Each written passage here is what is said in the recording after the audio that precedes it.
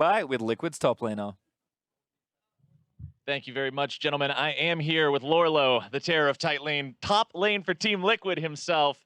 How are you feeling after that game? It was a close series. It went all the way to game number 3, and you guys came back at the very end. What's going through your mind right now?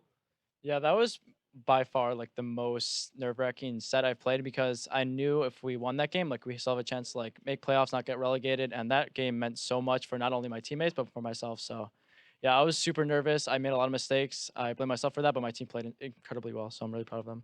There's definitely a lot on the line. And speaking of your team, how do you feel about this newest iteration of Team Liquid now that Doublelift's been added to the roster? How is the environment on the team right now? We know that you guys have only had a couple of days to practice together, but what are things like? Yeah, so Peter's like insanely vocal. Like before Peter joined, I did the majority of the shot calling. So once he joined, it took a lot of pressure off me in terms of communication because I had a lot more to like focus on my lane, focus on like other things besides communication, and he just like released pressure for me. So his atmosphere, not only as like a leader but also a veteran, is just incredible for us, and I like it a lot.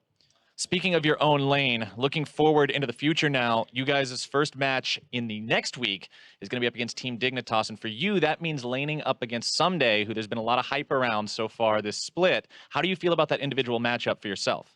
Yeah, so I respect Someday a lot. Like he was a person I always look up to in LCK when he was on KT, and yeah, he knows how to play matchups incredibly well. And he just is really good in terms of playing with his team. Even though I don't know his communication, but even if his communication is bad, he knows how to like play around the map. So he's a really, really good player, and he's world class. So I'm really looking forward to playing versus him.